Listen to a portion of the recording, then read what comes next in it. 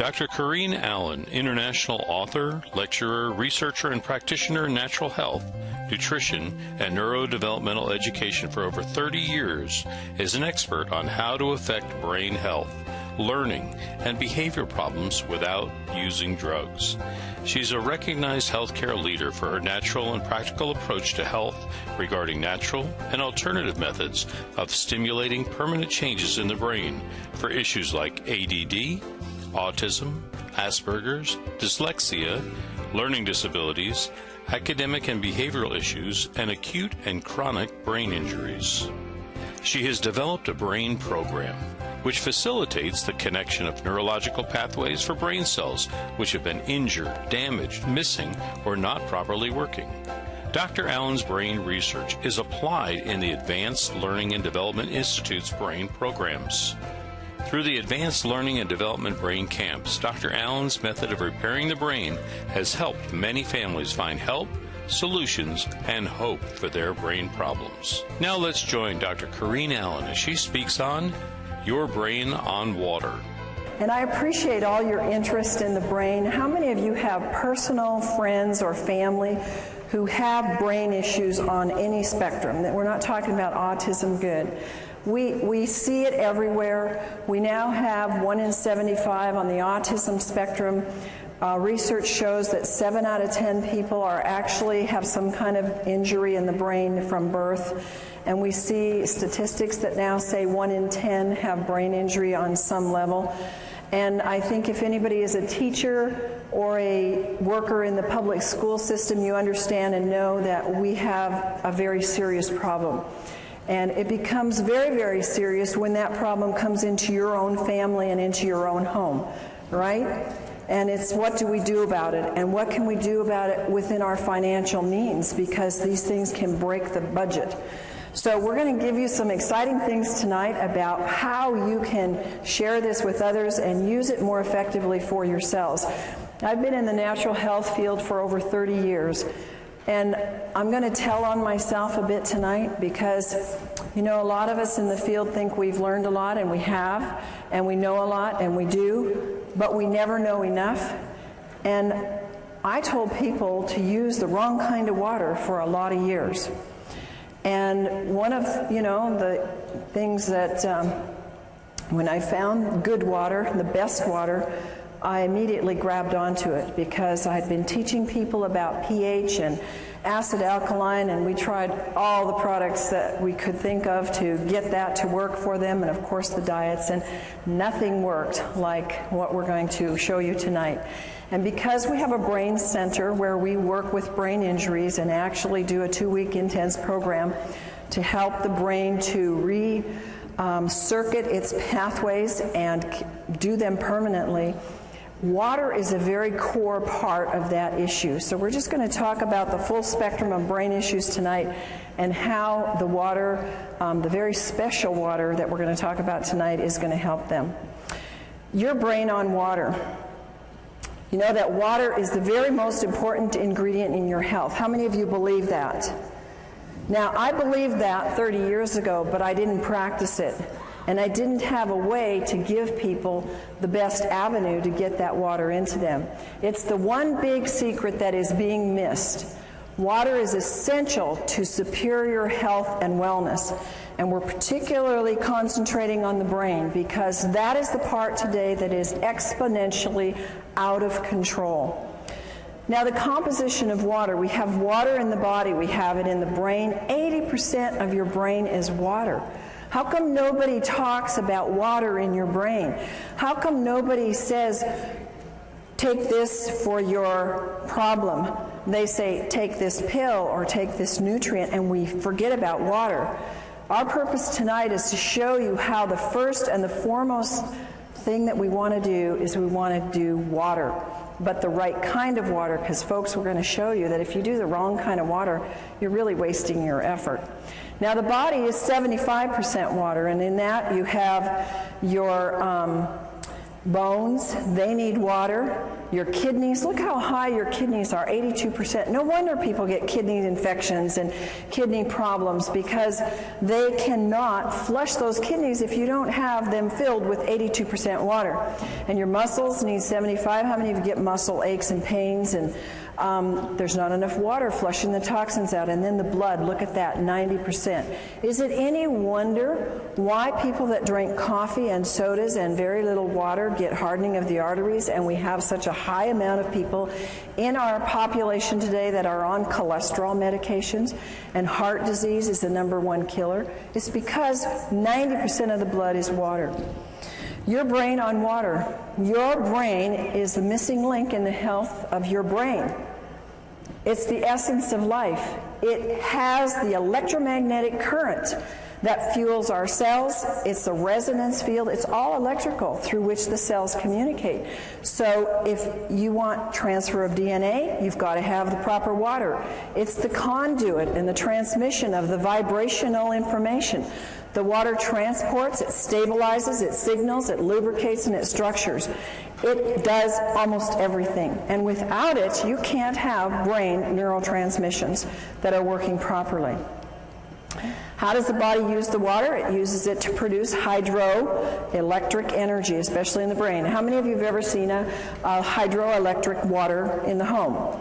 I have. I live in Idaho. Lots of people live off the grid there. I've seen an entire ranch set up on hydroelectric, and you don't get electricity if the water isn't flushing and moving and has a charge to it. And that's the same with our brain. Your water has to be flushing and moving. It has to be a lot, or you don't get a charge. You can use water to make protein and enzymes function efficiently. It transports nutrients, it transports hormones and other elements, and it keeps your tissues from drying out. How does your body use water? The Mayo Clinic gives us these examples, that it moistens in our mouth, our lips. When we have dry lips, dry hair, dry skin, it's all dehydration. It protects the organs and the tissues when they start to shrivel up, and that is part of dehydration. Constipation, diarrhea. It helps dissolve minerals and other things. Minerals get hardened in our brain and start giving us sclerosis in our arteries. It regulates our body temperature. It helps lubricate the joints. You've heard people say how they can now do things that they couldn't do before because their joints start being lubricated. It lessens the burdens on the kidney, and it carries oxygen to the cells. Other functions of water is that it slows down the cell death. And because we don't see the cell death, we often don't think that we're dying. We're all dying.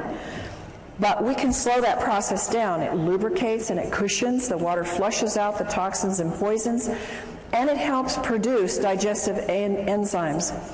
And a lot of us have seen how water, and particularly special ionized microclustered water, can move away the aches and the pains in the body. The brain absolutely desperately needs water to function at its best. And even mild dehydration slows the metabolism down by as much as 3%. And we're going to show you what happens and some of the signs of dehydration.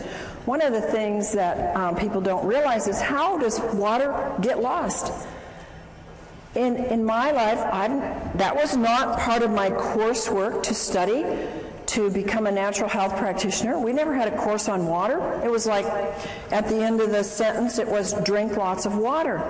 But there was never any teaching on drink the right kind of water, and drink water that's electrical, drink water that's a free radical scavenger, drink water that's going to hydrate. We lose water by sweating. When we urinate or have a bowel movement, we lose water. And in a normal day, a person has to drink a significant amount of water to replace that fluid loss that is for normal metabolism. If you happen to drink a cup of coffee a day, or you have a glass of wine, or you have a soda, your need will move up exponentially, and even the basic amount of water will not hydrate you. Causes of dehydration, a very easy cause is you just didn't drink enough water. But what happens is the effects are accumulative. The body uses 2.5 liters, which is about 9 cups of water a day, according to the Mayo Clinic. Now, folks, the Mayo Clinic is mainline and very, very conservative. That is just what you need, folks, to stay alive. Will you please repeat with me? 9 cups just keeps me alive. 9 cups just keeps me alive.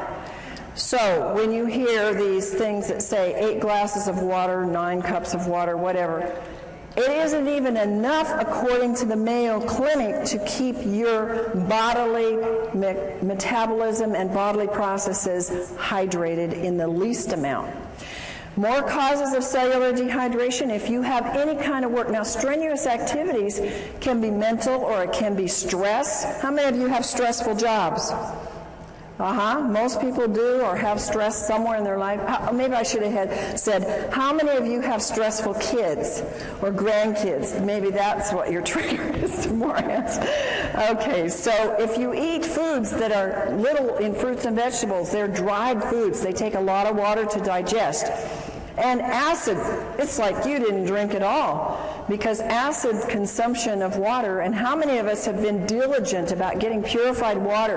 How many of you out there have been really diligent about making sure you don't drink tap water and you drink bottled? Oh, I was adamant, you know, we have RO in our house, we have distilled, we have everywhere I go, we have purified water. It's acid water, you might as well drink nothing. And digestion of, in the digestion process, the fluids are not being replaced.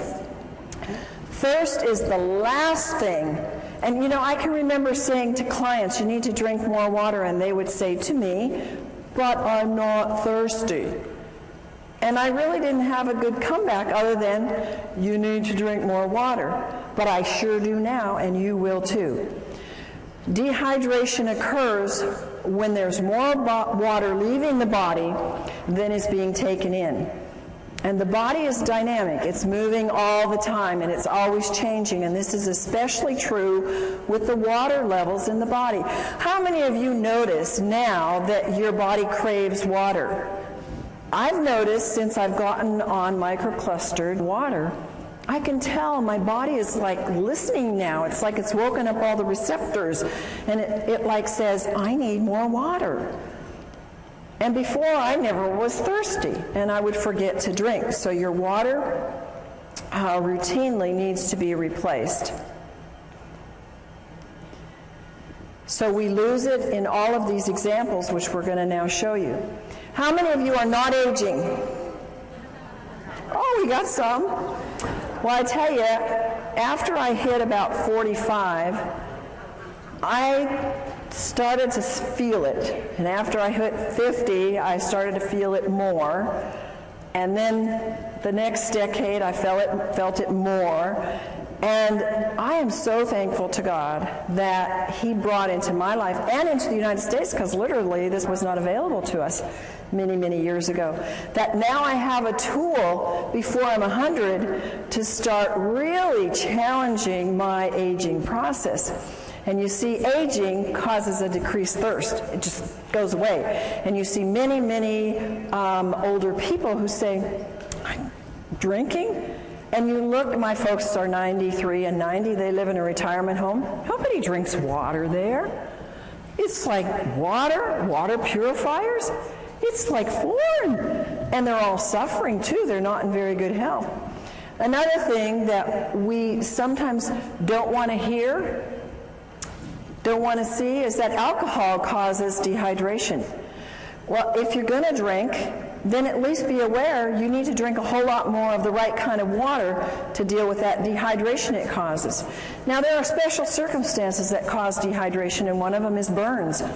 And if you know anybody that has lots of burns or little burns, they're going to need a lot more water in their body. Here's another one of those American, don't tell me, don't talk to me about it, I'm going to keep my cup of coffee. You know, when I was very, very ill in my 20s, this is what led me into nutrition and natural health, I had to quit coffee because it was actually pushing my energy down. And I thank God it did, because I realized then what it was not going to help build up my health. And a lot of people just haven't gotten that yet. They haven't figured out that it's reducing your melatonin in your brain. That's very, very important for good, sound sleep. It's decreasing your memory enzymes. I want to be full of a good memory on into my 90s and 100s. It can cause DNA damage. It affects your overall brain functioning. How many students do you know? And when I went to college and grad school, everybody was drinking coffee to what? Think, study, stay awake through the night. I couldn't handle it. Thank God at that time I was sick enough that even coffee wasn't helping me. But it actually depletes their brain functioning. And when people crave coffee, it's a craving for water that their body needs. 10 ounces of coffee removes 12 ounces of water from the body. Dehydration is caused by diarrhea. Diets cause dehydration. When you see people or yourself or whoever, when they eat a lot of snacky foods, processed foods, refined grains, chemicals, high in chemicals, preservatives, sugar is a big one. It steals the water from you, and people don't think like that. Now, of course, salty foods cause you to crave and maybe to thirst water, but what do people quench that thirst with or try to quench it with? Sodas or iced tea or something that further causes dehydration. Exercise uses up water. We know that this doesn't include just the physical exercise, but it includes the mental as well. You're going to need way more than the 2.5 liters to fill up that body's dehydration just from some of these things. Fever, we know that edema means dehydration. I've told this to people for years, and you know what? It's so hard for our brains to get it. Well, how can that be a lack of water when I got too much water? Well, it's because the inside of the cell is mostly salt and your potassium, sodium pumps aren't working right. And the body pulls the water from other parts to assist that area, and you get dehydration. And if you drink enough water, you must drink it until your urine is clear. Now, the only exception to that is, of course, if you just took a B complex with the riboflavin in it, and that will make the urine very yellow. Water is the best natural diuretic, and if people would just use a lot more of that, they would find their swelling and things would be much more improved. High altitude causes dehydration. Again, I'm going to tell you a little story about myself. It's kind of, when I look at it now, it makes me feel rather stupid and ignorant, but I went to Ecuador a few years ago, and I got very sick in Quito. And I thought, what's the matter? I'm not sick. I don't want to get the flu. I felt horrible. And, you know, we had a bottled water here, bottled water there, bottled acid water. And, I mean, I was sick. And it was a health trip. There were a lot of other people there who were into health, and nobody knew to drink water. In fact, you know what they gave me? They gave me cacao, which is chocolate, which has caffeine, which further dehydrates you.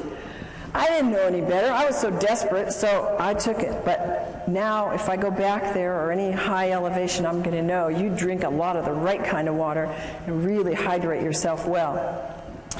Another reason, we all know this one, we've all said it, and we've all known it, is when you're sick, you get dehydrated. And why? Because you got to flush those toxins. And one of the reasons why we get sick is because we haven't flushed the toxins, and also haven't flushed them with the right kind of water. Chronically ill people have to have the right kind of water, because if you don't, they just get stuck there and then they cause all kinds of illness. This is a huge area with medications causing dehydration.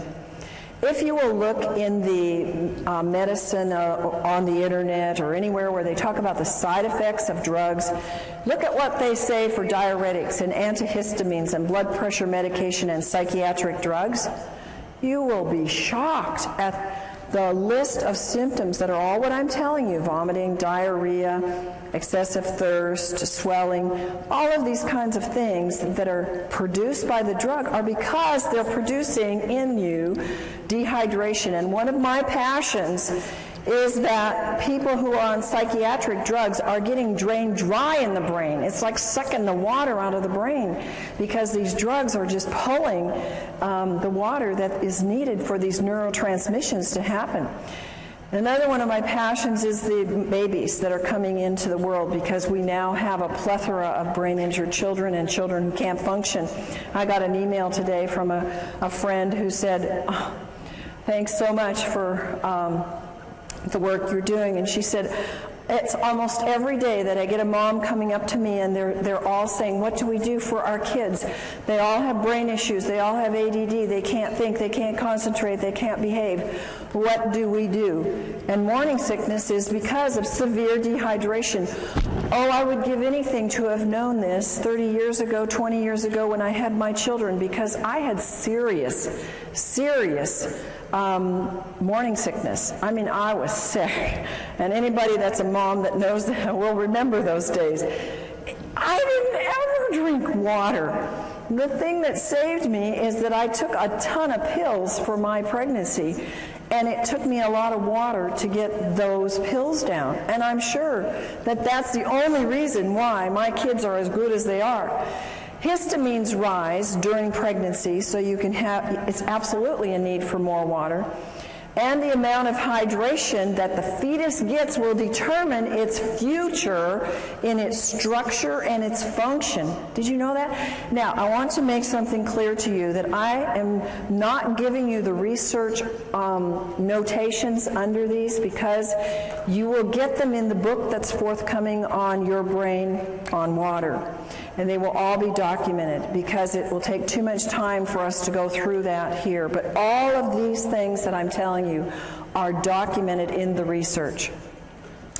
Overweight. Do you think an overweight person is going to need 9 glasses of water a day to just metabolize what their body uses and throws off as waste? How many of you think that that'll be?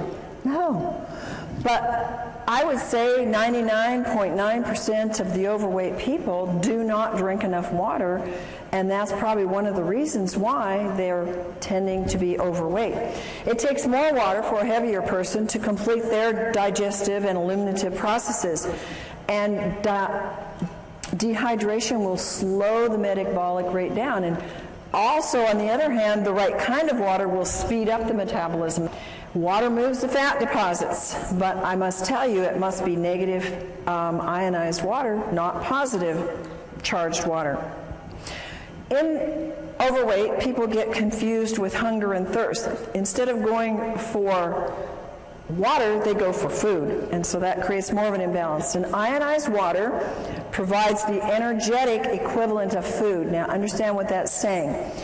Regular water will not do this, but if you are trying to lose weight and you take the ionized water, it will actually provide energy. It's like a source of food to your cells so that you have energy and your body can burn the fat. Sun exposure causes dehydration. The sun, when you're there, you know how dehydrated we get. And what do people do when they're in the sun and for several hours after? They go get carbonated, caffeinated, alcoholic sugar drinks, and every single one of those creates more dehydration.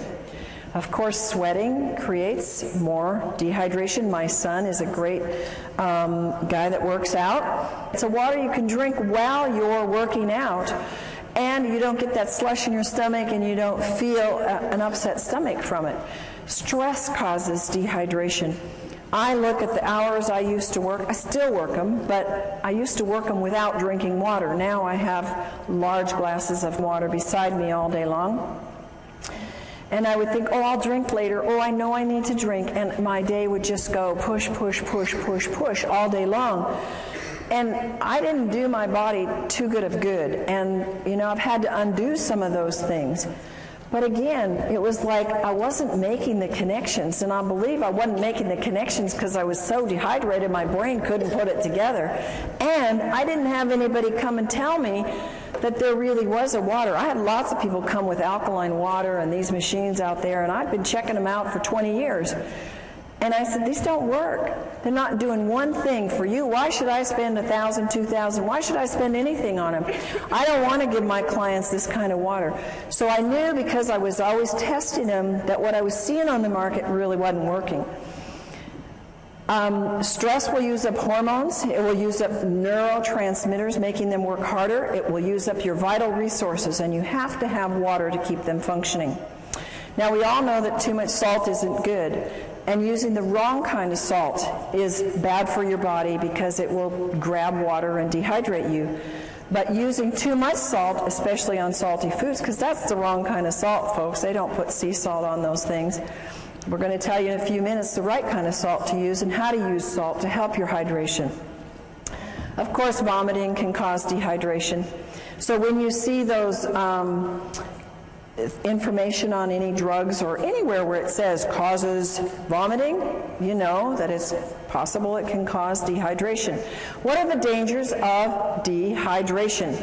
Well, if you're dehydrated as much as 5%, it can reduce in as much as 20 to 30% drop or make your physical activity go down. How many of you notice a drop in your energy when you're dehydrated? How many of you notice that when you take the right kind of water, ionized, microclustered water, you have an increase in energy? I mean, it's phenomenal what that can do, and if you take any supplements at all, it pushes them to the height of what they can do. So I can go 16-hour days now with no breaks and just 10% reduction in your water can make you sick. 20% can even mean death. Isn't that amazing? Only 20% you can die. 1 to 2%, that's very, very little, folks, in your brain can mean that you have problems concentrating and thinking. How many of you know somebody, I wouldn't ask you if you had that problem, but how many of you know somebody that has that problem? I think we all do, and at times we all do. Dehydration is a cumulative. It comes together. You see, the average person drinks 160,000 gallons of water in a lifetime, and 75% of the citizens around the world in developed countries are chronically dehydrated. I would have never believed that before my experience with water personally and what I've seen with my clients and our brain participants in our brain center. It's absolutely true. People are so dehydrated. 1/3 of the Americans have such a weak thirst sensation that they mistake it for hunger. And look at the obesity that we have. Look at how many of us, we don't like it, struggle with weight. And it's one of the number one reasons is water. If 80% of your brain is water, which runs your pituitary, your hypothalamus, which regulates your weight, and if your body is 70-75% water, and that is related to your hunger drives and your thirst, we know that water is a huge part of why we are not getting the weight that we want. Brain dehydration. It brings on feelings, if we're dehydrated, of anxiety and depression. The brain doesn't function properly. It uses up amino acids that are called our happy aminos that have to be working. The worse the dehydration is, the worse the depression and anxiety are. I wish I could go back to my clients who had such severe depression that they chose to go to psychiatric drugs. I wished, and nutrients weren't doing it, folks, and maybe you know people like that. Diet, they were doing all the right things, and they still couldn't get past that depression. And there are people that you're going to run into. And the reason is because they don't have the electromagnetic energy moved by the fluids in their brain through the right kind of water to get that depression to be able to do what it's supposed to do, go away. And anxiety is at a height in our world today. ATP is needed for the cellular energy. It's greatly reduced, and there's no energy. And the poor brain just can't function. How many of you have had, I just can't think today. I can't get it right.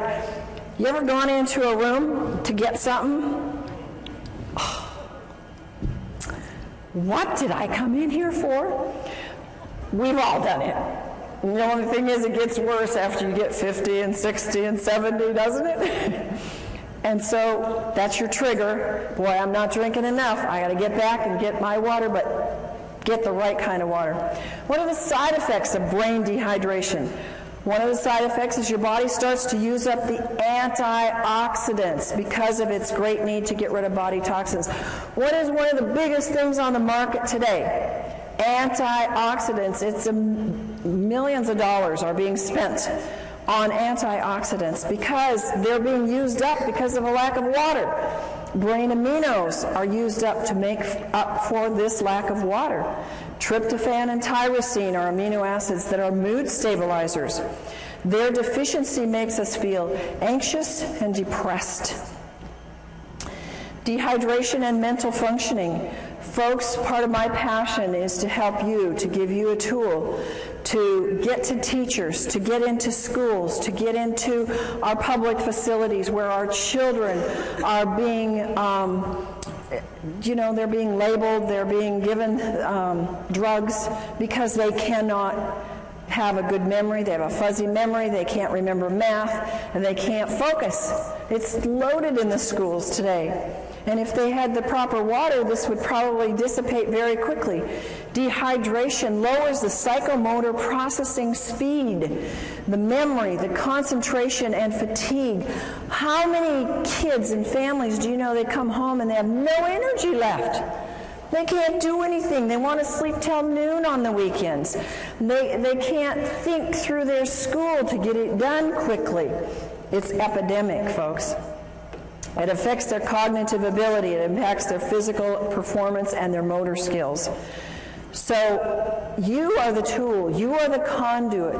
You are the caucus to be able to go out and spread the word and use this information to share with people, to get into private schools, to get into church schools where they can start giving it to their students and they can see. The teachers won't be screaming at the parents to put their kids on those awful drugs. Brain issues related to dehydration. Does this look like a very hydrated brain to you? It doesn't to me. This is a real picture of a brain, and it's got a problem. Alzheimer's and dehydration, I have known for years in my practice. That has been research proven. Remember, what I'm telling you here is not my opinion. These are documented facts in research that Alzheimer's and all these other things that I'm going to relate to you are coming from documented studies that dehydration plays a significant part in it. Alzheimer's tends toward vasopressin levels, which is responsible for the water being in the right balance. Alzheimer's have increased dehydration. And one of the hardest things that I've seen in my clients that have had Alzheimer's parents or relatives, they can't get them to drink. Once they're past a certain level, it's very, very hard to get them to ingest the water. So what I say is, if you can only get a little bit of water in people, for heaven's sakes, get the right kind of water in the people so that it's hydrating water. Anxiety and panic attacks, they are rampant. People are paralyzed with panic attacks and anxiety. And what happens? They don't have water. They've got their cup of coffee next to them on the road. They got their coffee in the morning, or they've got their soda at work. Sweating and nauseous, shortness of breath, dizziness, lightheadedness, unsteady and fearful. These are all signs of dehydration and anxiety and panic attacks. This is something that when families deal with anorexia and bulimia, if they would know how important hydration is, they could probably save a lot of money and a lot of stress. I've dealt with families with this problem. How many of you have ever known anybody with this problem? It's very serious, and it's very life-threatening. And they have severe dieting issues. They have little or no intake of fluids. They starve themselves. They binge. They vomit. They lose their appetite. They have anxiety, sleep disturbance, fatigue, lack of well-being, depression, irritation. All of those are brain problems. All of those are brain dehydration. Comas. I'm dealing with several people right now in comas. And I've found every single one of them is like 1 or 2 or 3 or 4% hydrated in their brain. They're barely hanging on, and they've been in these comas by God's grace for a long time. And if they would only get them on the water, so far these families haven't been too able to do that, but they can move them because the water is the electrical force that will wake up the brain and help them to be able to function and get things moving. Comas See, the brain and the body shuts down, and when the body is so dehydrated, well, we think because they had a brain accident and they got it hit on the head that that they can't come out of that coma because of that. Folks, I'm telling you, they can't come out because their body doesn't have enough energy in the brain or in the body to do the connections to get it to wake up. In an advanced terminal cases, dehydration is a very important factor. And hydration is a key factor in coma and delirium. It's very important that you use microclustered, ionized, alkaline water to quickly and efficiently hydrate the brain. Bipolar. It's a very serious issue. Some people have it very, very bad. Causes anxiety, depression, rapid mood changes, compulsions, loss of energy and irritation, and again, it's related in scientific studies to dehydration. Depression. Now, I've told you some about this already, but it's a huge thing. I think that we would see a major turnaround. It's one of the number one drugs that's given out is kind of drugs for depression. When the brain is chronically dehydrated, all the functions suffer. The brain needs tryptophan, an amino acid, to make the serotonin. You've heard of the drugs that create serotonin and help that to balance. Really doesn't balance them, makes them more dehydrated, which then makes melatonin, which helps them sleep and get rest so they can function in their day. The amount of serotonin made is dependent upon adequate what? Water in the brain, and the right kind of water. Moods. How many of you ever had moody kids? I had a moody husband and an angry husband, and he would not be upset with me telling you this because we fixed him, and he's thrilled to be fixed. But he was a forceps baby, so he had some brain injury. And folks, by the way, all of these issues where they have more of a tendency when they get dehydrated, because not all of us, when we get dehydrated, go bipolar or go anorexic or go into depression. I believe there's plenty of evidence in the research to show us that they have an incident, shock or trauma or some kind of an event that has caused an injury in the brain. And in my husband's case, this was his forceps birth. So we put him through our brain programs and helped the circuits to reconnect, and he was doing so much better. But since he's been in water, he has seen even more improvement and more help. But there's one little time when we're driving long trips, and what is it with men that they don't like to drink? They got the easiest job in the world to stop anywhere, and women don't have that privilege in life. Well, my husband won't drink very much, on the road, and I'm guzzling and stopping all the way along, and he'll get real fussy when we're on trips, and I just say, "You just dehydrated, honey." And he is. So it's associated with negative mood. When you see yourself getting grouchy and, others around you, it's because they are dehydrated. Multiple sclerosis, a big problem. It's very sad to see this. You can get well from multiple sclerosis, but it means many scars. And one of the causes of exacerbations is dehydration. Not drinking enough water, drinking other beverages that are like caffeinated beverages, soft drinks, alcohol. I know a number of people that have MS that have gotten over it as I've worked with them in my practice because they really went on a strict diet and did a lot of things, but others have not because they refuse to drink, and they continue to drink their sodas and their dehydrating beverages. And dehydration doesn't necessarily cause it, but it makes it much worse. Here's one that everywhere I go, I have people tell me, "Oh, and yeah, my this relative, friend, acquaintance has schizophrenia." We don't hear about this because nobody's going to come up to you and say, "I have schizophrenia." But schizophrenia is very much related to dehydration, and the high risk of dehydration further from the psychiatric medications that they're on. And they show depression, they show delusions, hallucinations. Remember coma and being delirious, lack of water, no energy, again, brain doesn't work right, confusion, stupor, comatose-like, and suicidal. Suicide among our teenagers is very high. I am of the personal belief most of our teenagers that I work with, and I was a counselor in the alternative, the kids that couldn't make it in the regular school, they were the special kids. So I worked with them for many years. And they never drank water. Of course, I didn't either.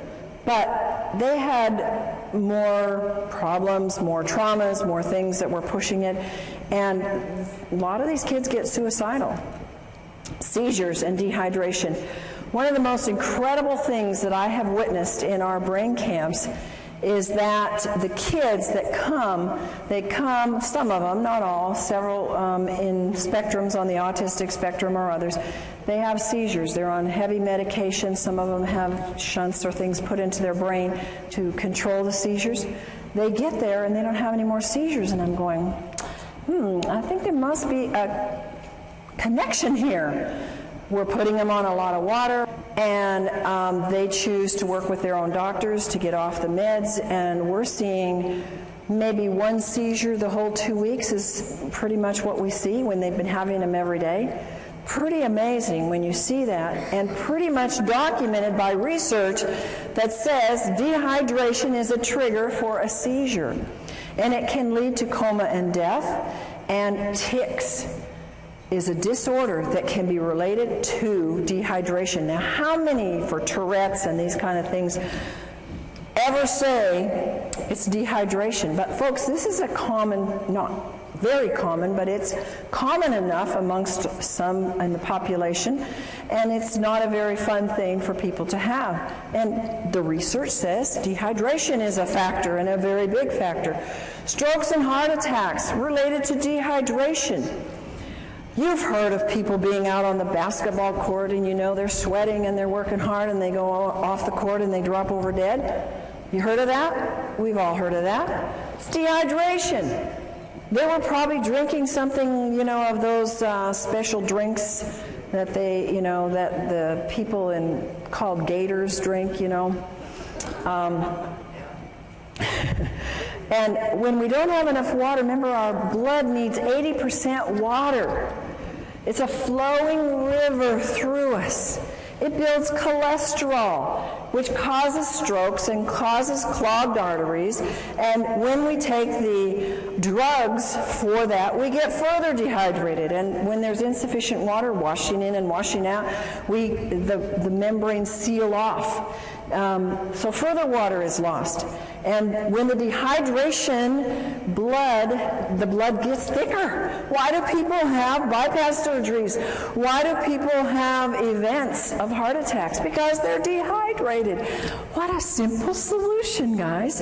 And it's so economical. Do you think that $4,000 is cheaper in getting a water machine that will wash you and wash your arteries than going in for bypass surgery and losing work for 6 months to a year? I mean, come on. Put your priorities in the right place and start thinking about what is it and where are we putting our priorities. When we think about, when my husband and I were introduced to this kind of water, we said, that's a no-brainer. We're spending all this money on supplements and all these things to get younger and to do the work that God's given us to do. It doesn't make sense for us not to have the best water on the planet. And so cholesterol is a production in a defense. It's God's way of protecting us from dehydration. Swelling of the brain and dehydration. If you lose more sodium than fluid, you will swell. The body compensates for this loss by producing particles that pull the water into the cells. This produces edema and swelling. And when this happens in the brain, there is severe, grave consequences. And folks, you and whoever gets this information from you, this information may save a life.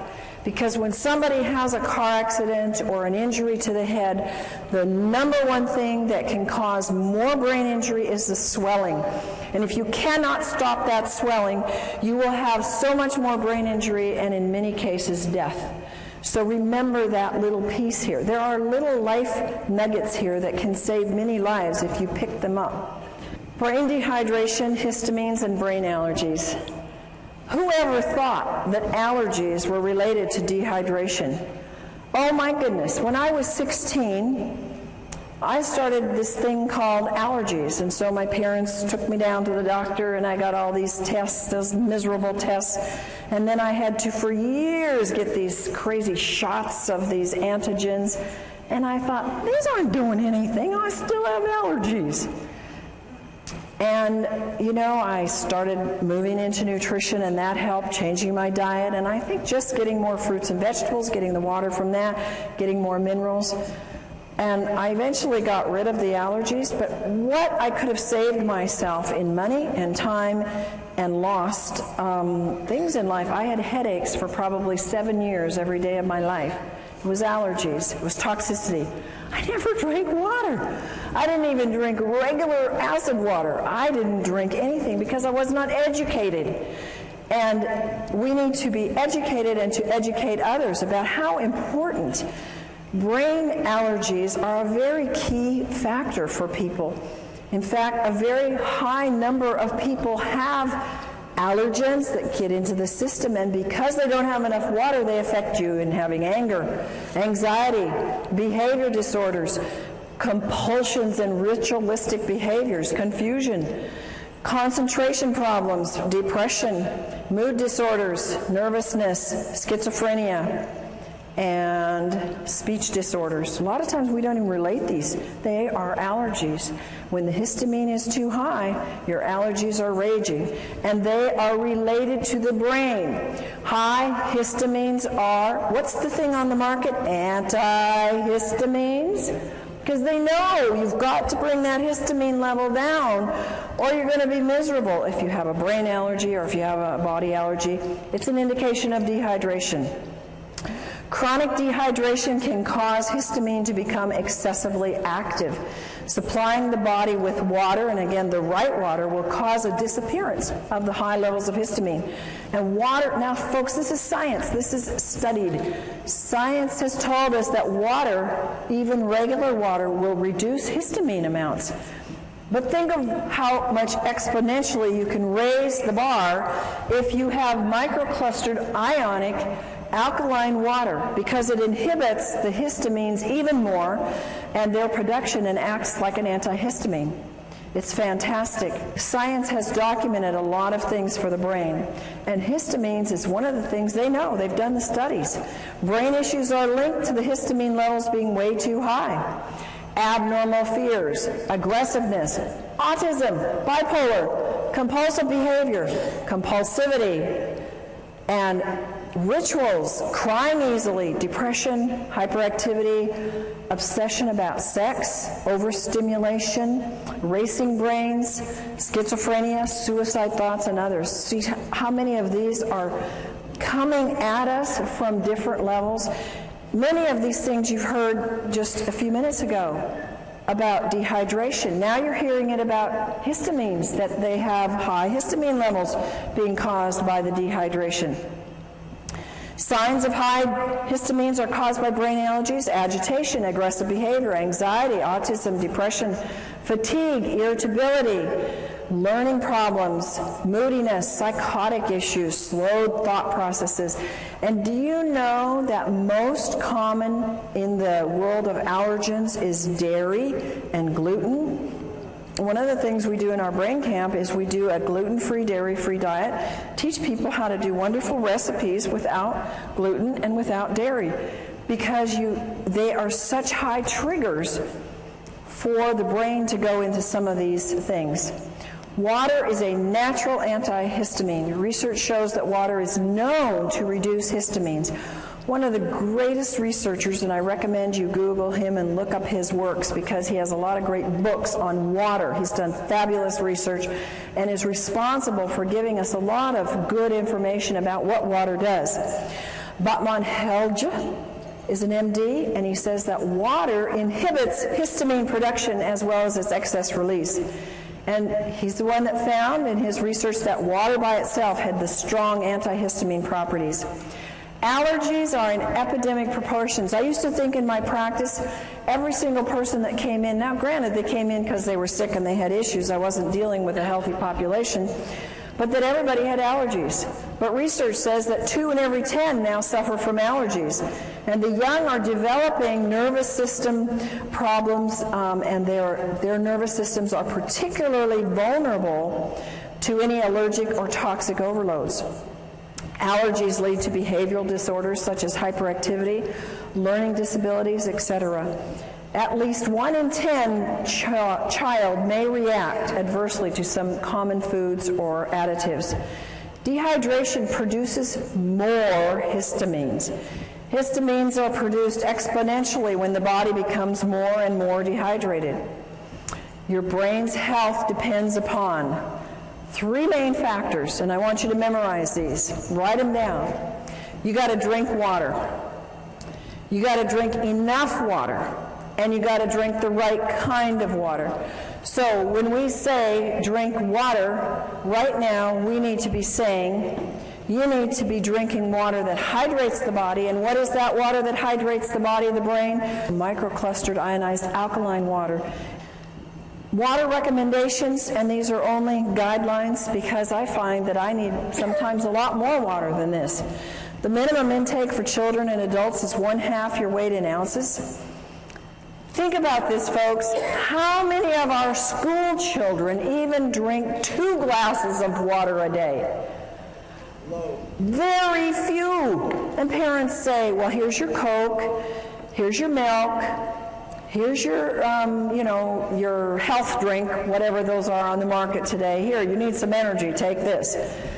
And they're making them more dehydrated. The body needs no less than 2 quarts of water and 1/2 teaspoon of sea salt every day to compensate for its natural losses in urine, respiration, and perspiration. Remember that the inside of the cell is water with salt in it. It's not just water. So I noticed, I was on a weight loss diet recently, lost 10 pounds in a week, and water was a big part of it. And it was exciting, and I would take a teaspoon of salt, and I love salt, so it wasn't hard, but it helped me. I mean, it was pushing it out. So it was kind of exciting, and I could see my body was needing more than 1 gallon a day to flush all the toxins that were moving. To really hydrate the system, you can drink equal to your weight in ounces. So if you weigh 150 pounds, you can drink 150 ounces, not 150 pounds, folks. Sodas.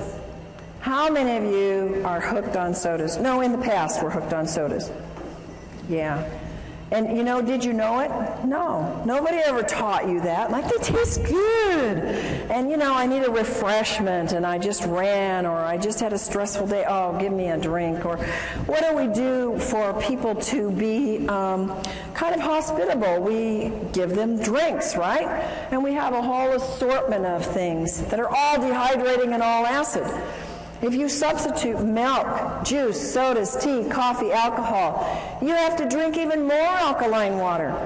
You have to drink 12 ounces of water just to replace, remember that 10 ounces of coffee. It takes 32 ounces of alkaline water at 9.0 pH to neutralize 1 8-ounce soda. Is that amazing? And you can experiment with it and see. Start pouring in and see how many glasses of alkaline water it takes to bring that pH up to alkaline. It takes 32.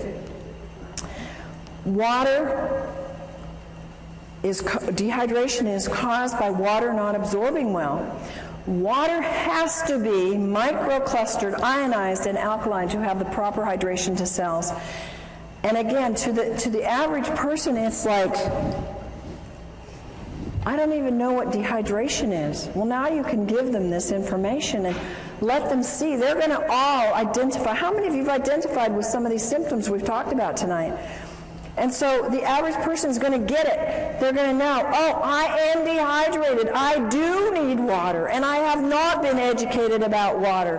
The average person, even in health, folks, even your practitioners in the natural health, have not been educated about water because we haven't had the right kind of water readily available, but we do now. RO, distilled, purified, bottled acid waters, they're all going to dehydrate and take water out of the body. So what do we drink? We drink only microclustered, ionized, alkaline water made with medical grade. Folks, I cannot emphasize enough how important this is. I cannot tell you the horrible cases that I've seen. I've seen people grow things like tumors on their body within 2 months of having machines that are ionizers that were half the price and were already putting toxic metals into their body, and when they stopped the water, the growth went away and the metals they were getting and the toxins. So it is absolutely critical, and just having solid plates isn't enough. You've got to protect those metals, and only medical grade platinum and titanium are safe for your body so they don't break down. And you don't see that, folks, and most people don't know how to test it. So just drinking the water, you're not going to taste it. Begin drinking as soon as you wake up in the morning, 16 ounces of water. You want to drink all day long, every hour. Drink enough so that you get clear urine. One of the complaints is I got to run to the bathroom all day long. You know what I found out? That once your body gets rid of a lot of that toxins, you don't have to run so much anymore. So be blessed and thank God that you do have to run, because you're moving toxins when you have to go frequently, and it will pass. And if you live in high altitude, you got to drink more water. And if you eat any convenience food, you have to drink more water because it sucks up the water. And if you exercise, if you walk up a hill, if you walk up the stairs, if you go downstairs and do the laundry, whatever, you're exercising some, you're using up more water. If you have a lot of stress, stress causes more dehydration and your metabolism is using up that water. Our next subject is about salt. Salt is, you should only use sea salt because salt expands the blood so it can reach all parts of the body. And it helps to stabilize the blood pressure. And I take my clients who have high blood pressure and say, you know, you must have some salt in your diet, and definitely get on the right kind of water. It helps you sleep better and it helps reduce mucus. Inadequate intake of water causes dehydration, but it's not just the inadequate intake. Drinking enough water is only one of the elements in rehydrating the brain and the body. You have to also have the right kind of water. It has to be microclustered, it has to be ionized, it has to be alkaline, it has to be made from solid medical grade plates, and it may or you may not absorb enough water. I can't tell you how many people have said, and they've even gone into their doctor and said, I'm drinking a gallon a day and I'm still dehydrated. And folks are getting the message out there, and people are starting to hear and listen and say, well, I'm not hydrated. Oh, so I'll just go get any alkalizer, any ionizer. Folks, don't do that. I promise you that as a professional and as someone that can tell the difference, you've got a big difference. And when, you know, it's like you do pay for quality. You know that about your cars, you know that about your houses, you know that about your lives in other ways. Why don't we get it about our water? And hopefully you will get that and be able to help your friends get that. Water that is acid is dehydrating. And I almost feel like I have to go do some kind of penance to my clients who I've told them to drink RO water, to drink distilled water, because I was actually doing them not any good other than giving them water that didn't have all the chemicals in it. I was giving them positively charged acid water. And then we were having to give them products that had to move the pH, and they were having to do more and more raw foods because they couldn't get their pHs to stay alkaline because they were drinking all the wrong kinds of waters. Water that is acid is dehydrating. One of the greatest things you can do with people is go up to them and say, hey, you drinking that water? How long have you been interested in good water? And people that are drinking bottled water care about their water, right? They already are aware that they need to be drinking water and that it's important for them. Water, folks, is not just water. Would you ever drink this water coming out of your left-hand side here? No. Would you drink it coming out of the right, the falls? Yeah, you wouldn't probably have any problem at all with that. Water is not just water. It has a structure. And the structure is very different in water that comes out of polluted areas or tap water or RO water. Ionized water has an ability to change the structure of the water. And your water has its own brain. Even the purest water can still contain vibrational pollution. Even pure bottled water, even pure RO water has a vibrational pollution of acid. Water's the most programmable substance on the earth. It has a memory.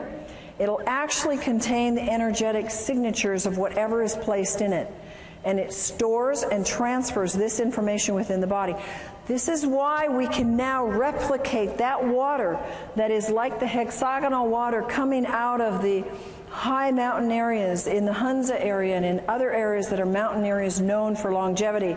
We can now duplicate that in your own home and have longevity coming out of your own tap. And bottled RO distilled is not the best. It will not hydrate the body. There's a couple things. We have structure of water. The water is a pentagonal structure. That's large, big clumps. And it's very hard to move them into the cell because the cell has very small, permeable walls. And it's not shown in any way to improve life other than keeping you alive. It accelerates your aging, and it's high in acid waste that build up. The metabolic functions actually decrease. And there's little capacity for that water to store any energy. It has little energy to give. How many of you get energy from drinking tap water or RO water? Do you get energy from drinking microclustered, hexagonal, ionized water? Yes, amen, do you? A lot of energy because it holds energy. Little penetration of the nutrients into the cells. I can take half of the vitamins and minerals I used to take. How many of you have the same thing now that I drink hydrated microclustered water because it gets into the cells? Nutrient absorption is more efficient, and there's an inefficient absorption or getting rid of waste with the pentagonal water. Now the hexagonal structure of water is small clumps. It's easy to get into the cell. They improve life significantly. They slow down the aging. There's no acid waste buildup. The metabolic functions increase. I've actually noticed that when I drink this water, I tend to have a low thyroid, but when I drink the water, my thyroid starts working a whole lot better. Huge capacity of this hexagonal water to store energy. And it needs those folks, those very strong, solid medical grade plates to be able to make that kind of water for a lifetime. If you don't have that, you cannot keep producing that year in and year out. It is highly energizing to the cells. It gives rapid penetration into the cells of nutrients. It helps their absorption, and it helps efficiently remove the waste. It contains powerful antioxidants.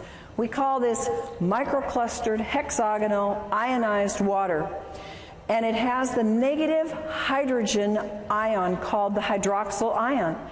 Its water becomes alkaline, which helps our bodies move to the pH side of alkaline. It's super hydrating. You can run a very strong race. I can do a very strong workout where I'm jumping and moving and very much doing cardio, and in the middle of it drink a whole glass of water, and it doesn't stop me at all. Whereas I could never do that in the past. I had to do it before or after exercise. And the ionized water is 6 times more hydrating than conventional water. Microclustered hexagonal ionic water scavenges free radicals. It breaks down the cells. The free radicals steal the molecules from the healthy tissue.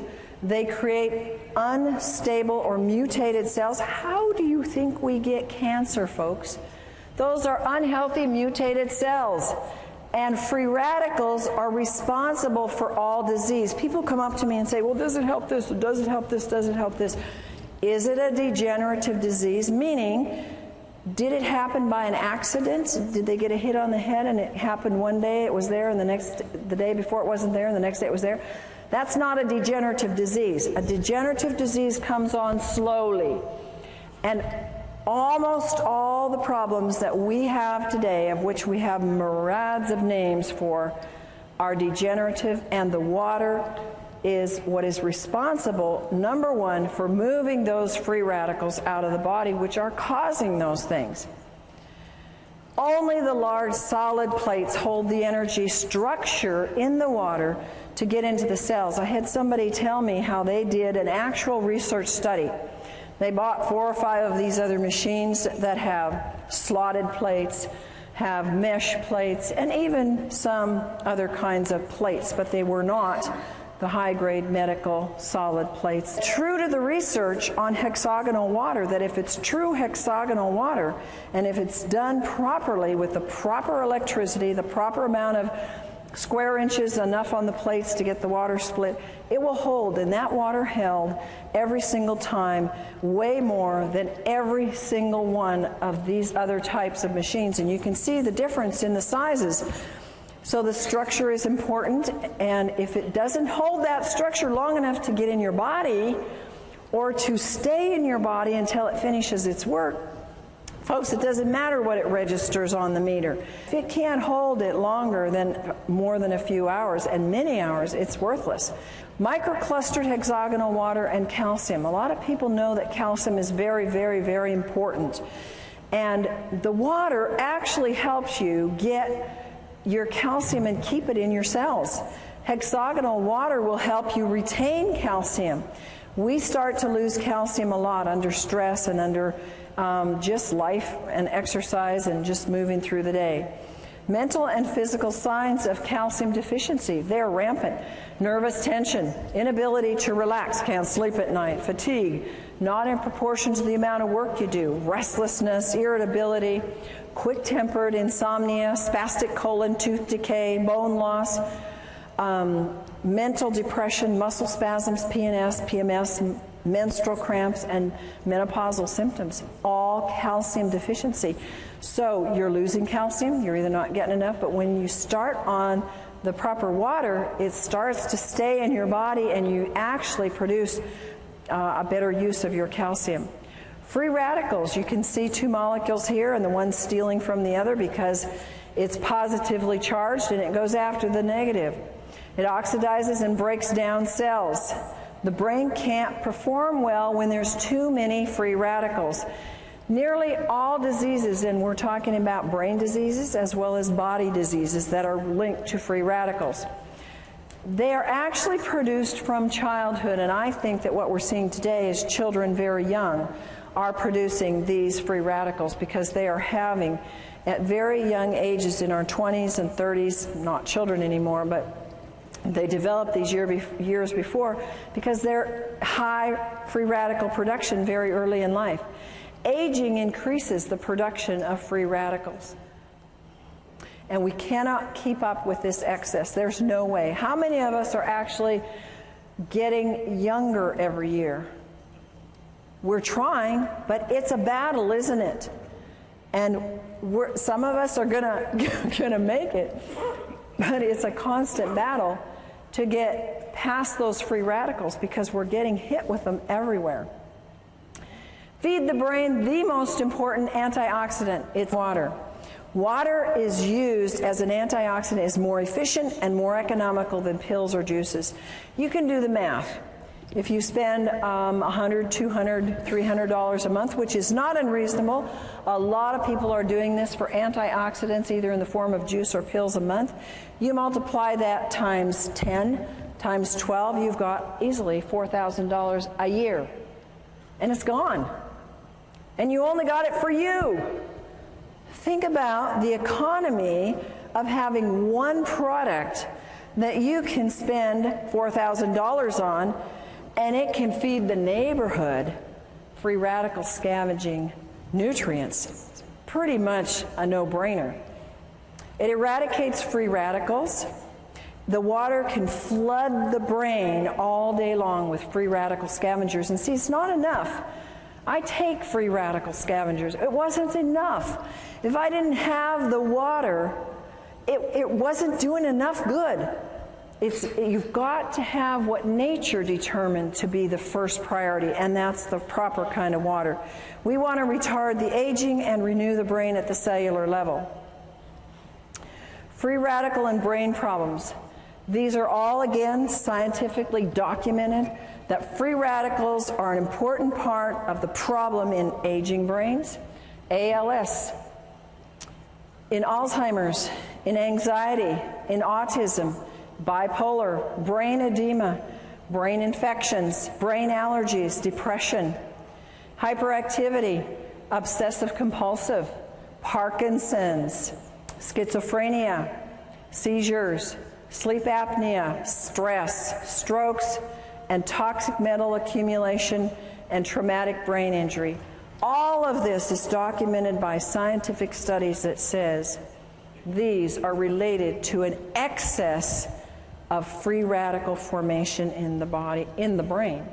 Acidosis being a cause of disease. The body produces highly acidic wastes from the foods it produces, and from the foods you eat, I should say.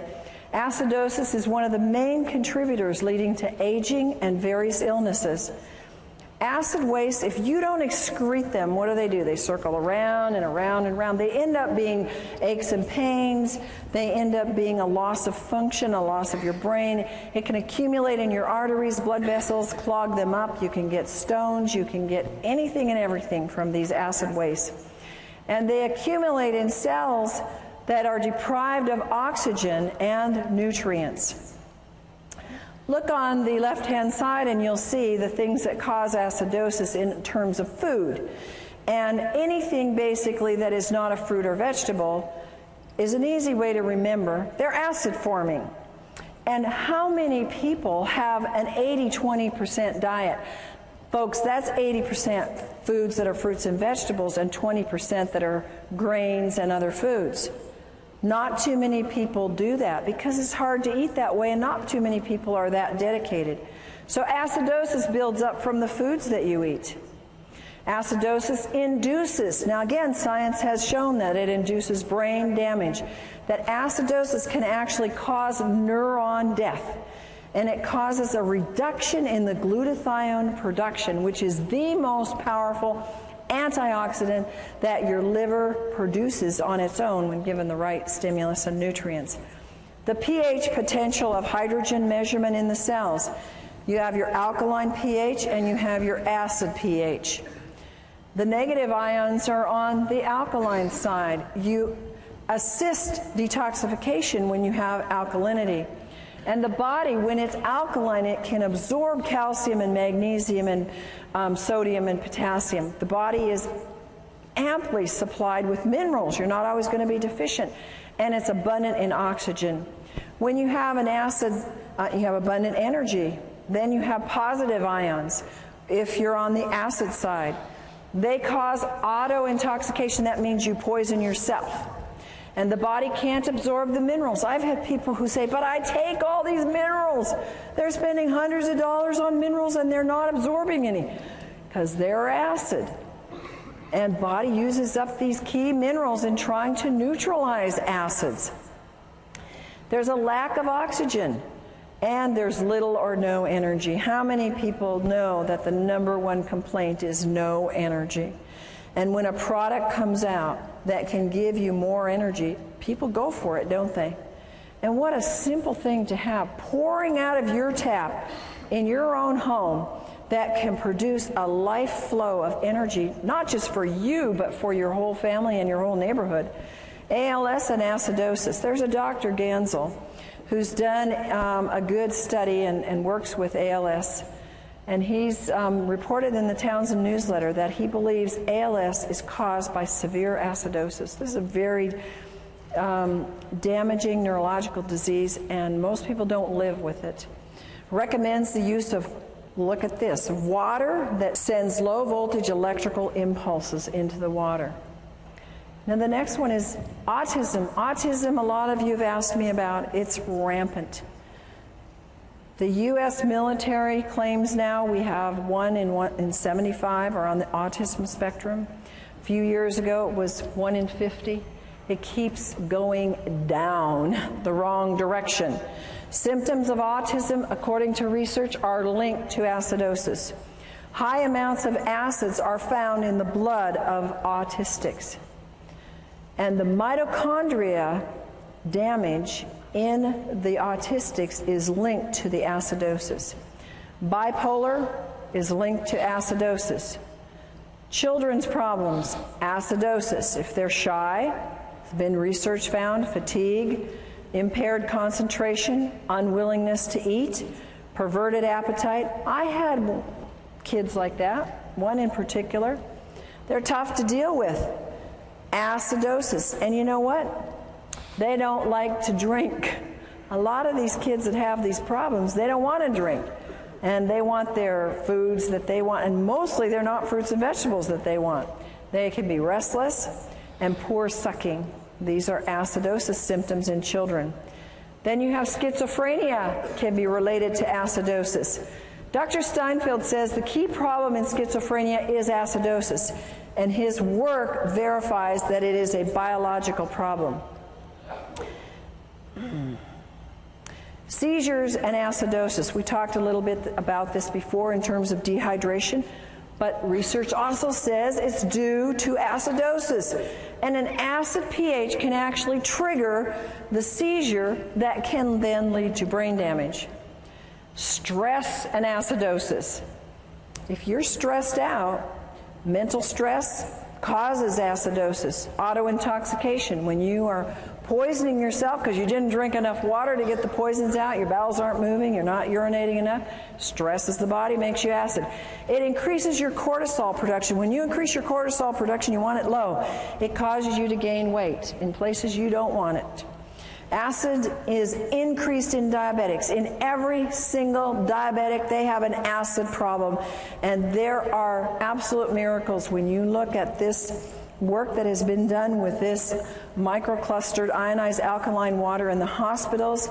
In Japan, you have seen pictures, video documentation of diabetics who have been absolutely turned around using this water. It's absolutely fantastic for any blood sugar issues because it helps get rid of the acidosis. It doesn't do anything to cure a disease. It gets rid of the causes and lets your body do the work. Acidosis in a traumatic brain event. If you are eating junk food and not drinking water properly, the right kind of water, and you happen to have an accident, a car accident or hit on the head, you can have a pH level in the brain that's already acid. When that event occurs and there is a shortage of oxygen or a traumatic event, restriction in the blood, or whether it's a stroke or a heart attack or an accident, the damage is actually made worse and the damage is increased in the brain. Here are other issues that acidosis is related to in the research. It's related to Alzheimer's, their acid, alcoholism, comas, Down syndrome, nightmares, and multiple personality and Parkinson's. Alkaline water solution. We have a solution.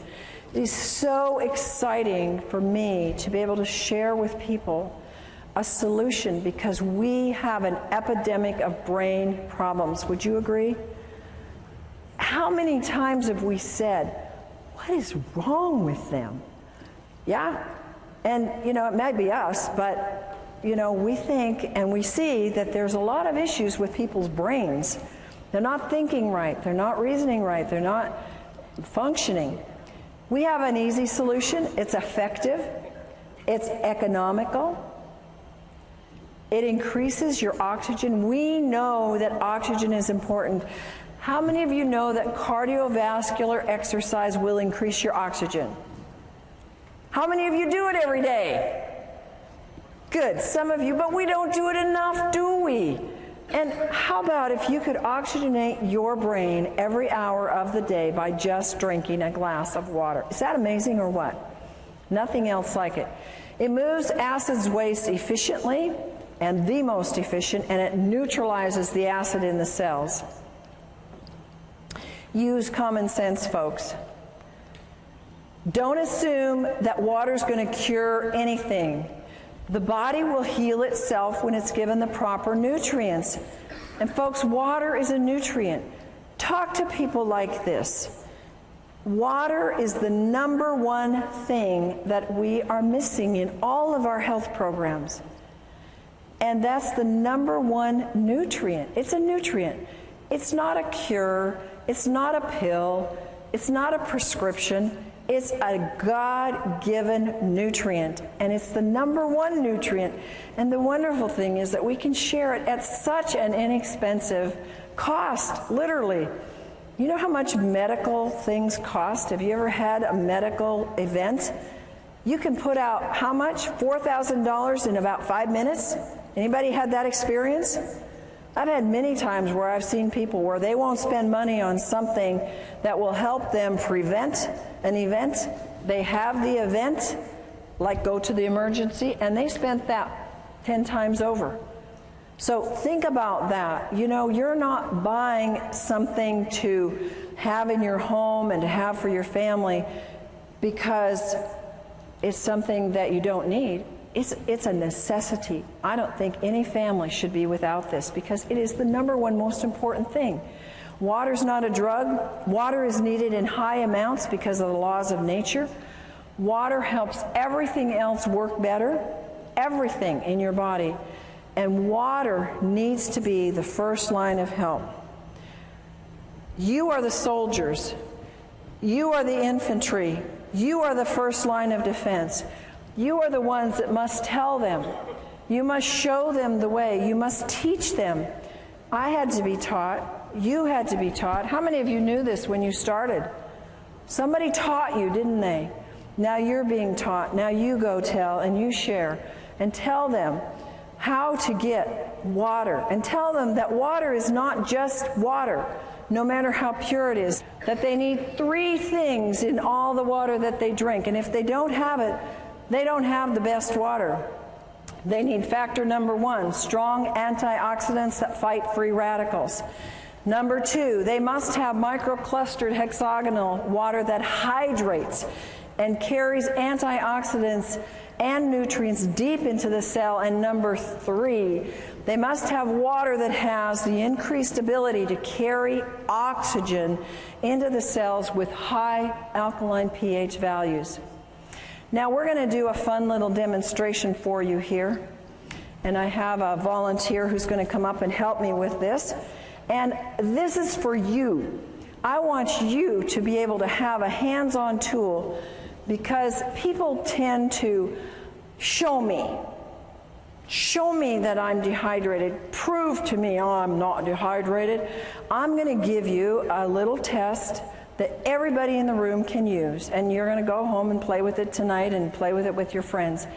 It's a test that comes from some of the acupressure and kinesiology that we learned. This is Gina, and Gina has traveled all day, and so she's been pretty dehydrated, so I thought she would be a good one to test because she didn't get to drink her good water. So first of all, we're going to just test her. And I'm going to take you this way. Okay, and you can see it on the screen. I'm going to test the tip of her nose. If we're going to test her in the clear, I'm pushing pretty hard, and I don't get any muscle or energy break.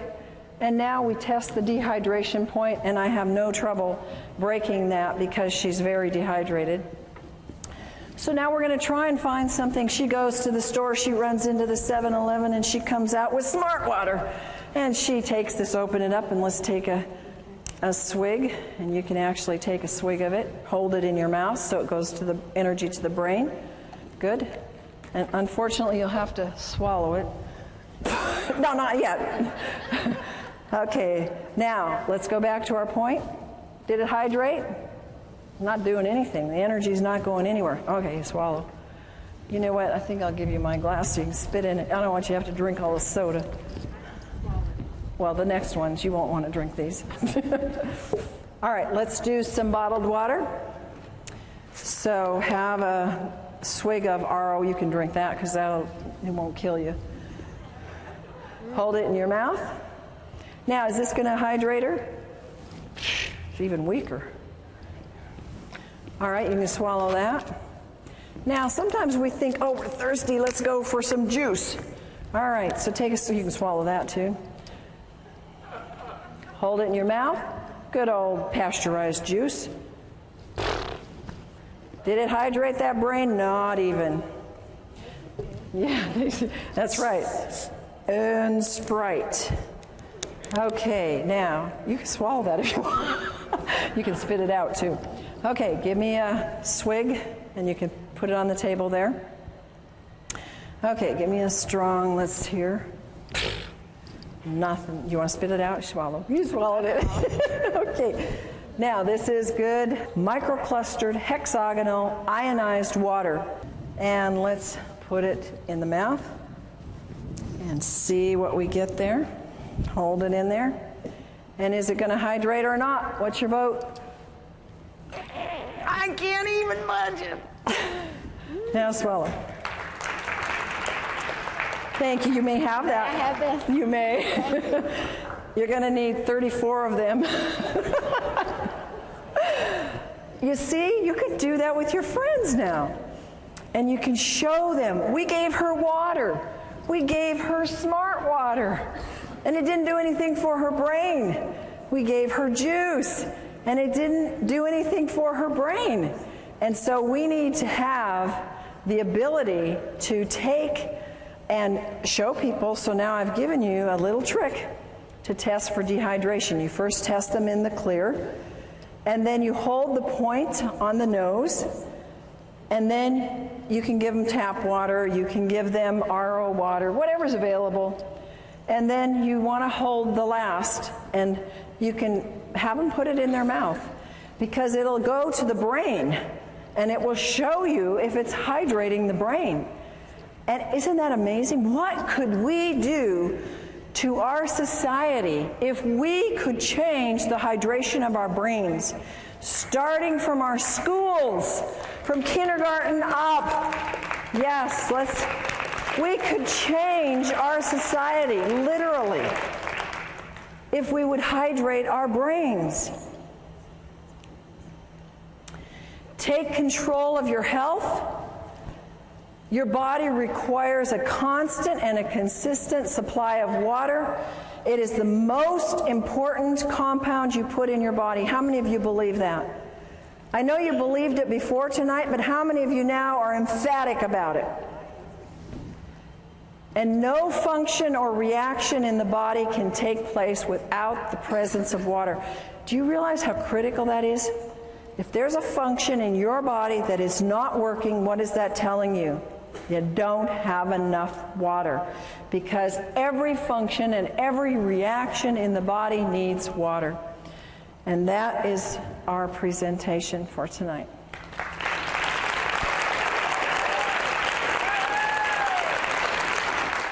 Dr. Allen has gone beyond her doctorate in nutrition to find answers for her clients' brain issues when nutrition isn't enough. She had vast training in neurodevelopmental therapy, neurokinesiology, brain reflexes, light and sound therapy, and brain stimulation techniques. Dr. Allen's personal challenge was to help her daughter, who was brain injured from asphyxiation, oxygen deprivation, and for her other child who had Asperger's. Both daughters today are functioning well emotionally, socially, and academically. She now offers other families the kind of life-changing information and care she so desperately needed for her own children. Dr. Allen's vast experience includes nutrition, allergy balancing, neuro-emotional release, essential oils, total body modification, homeopathy, magnetic and electromagnetic balancing, herbs, nutritional supplements, quantum energetic techniques for brain and body health, light and sound therapy, auditory integration training, neurokinesiology, and neurodevelopment brain re-education. She's developed a brain program called the Allen Method, which facilitates the connection of neurological pathways which are injured, damaged, missing, or not working properly. Through the Advanced Learning and Development Institute, individuals can participate in Dr. Allen's life-changing brain camps and home programs. Through this alternative brain developmental technology, many adults and children are finding hope and success with their brain, behavior, and health issues. For more information, contact Dr. Corinne Allen, Advanced Learning and Development Institute. The phone number is 866-81-BRAIN.